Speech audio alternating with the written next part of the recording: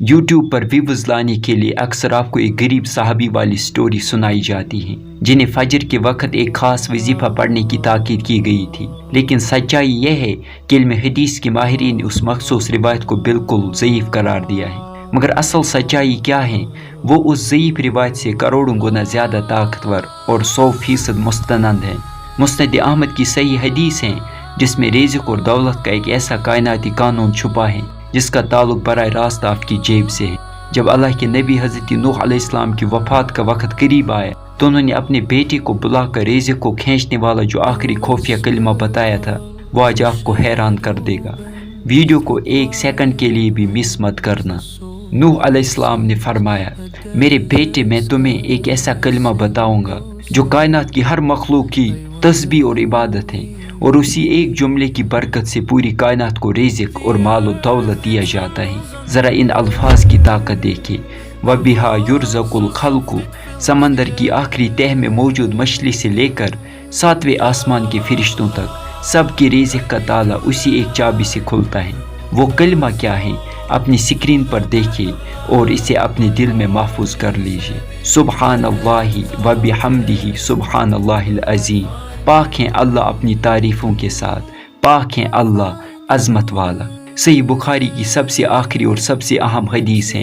ہمارے نبی صلی اللہ علیہ وسلم نے اسی کلمے کے بارے میں فرمایا، 2 کلمات ایسے ہیں جو زبان پر بہت ہلکے ہیں، رحمان کو بے انتہا محبوب ہیں اور قیامت کے دن ترازو میں سب سے زیادہ باری ہوں گے۔ اب یہاں پر ایک ایسا سوال پیدا ہوتا ہے جو عقل کو دنگ کر دیتا ہے۔ اگر یہ کلمہ کائنات کے رزق کی چابی ہے اور یہ اللہ کو اتنا پسند ہے تو ہم میں سے لاکھوں لوگ اسے روزانہ پڑھتے ہیں، تسبیح گماتے ہیں، پھر بھی ان کے گھروں سے تنگی کیوں نہیں جاتی؟ ان کے قرضے کیوں ختم نہیں ہوتے؟ اب غور سے سنیں، کیونکہ یہاں آپ سب سے بڑی غلطی کرتے ہیں جو آپ کے سارے ذکر کو برباد کر رہی ہے۔ وہ سب سے بڑی غلطی یہ ہے کہ ہم اس تسبیح کو ایک مشین کی طرح پڑھتے ہیں۔ ہماری زبان چل رہی ہوتی ہے لیکن ہمارا دل دکان کے خسارے، گھر کے راشن اور آنے والے کل کے خوف میں بھٹک رہا ہوتا ہے۔ امام غزالی فرماتے ہیں کہ ذکر تب کام کرتا ہے جب زبان کے ساتھ دل بھی گواہی دے۔ جب آپ کہیں سبحان اللہ وبحمدہ تو آپ کا پورا وجود اس بات پر گواہ ہو کہ جو رب پتھر کے اندر کیڑے کو رزق دے رہا ہے وہ میری بند تقدیر کو بھی کھول رہا ہے۔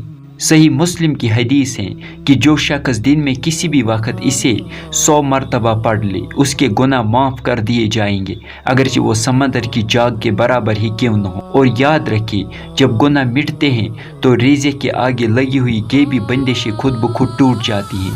تو پھر دیر کس بات کی؟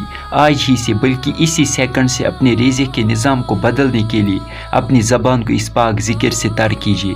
اپنی نیت کی پختگی کے لیے ابھی کامنٹ میں سبحان اللہ وبحمدہ ٹائپ کرے تاکہ کائنات کی تسبیح پڑھنے والوں میں آپ کا نام بھی رجسٹرڈ ہو جائے۔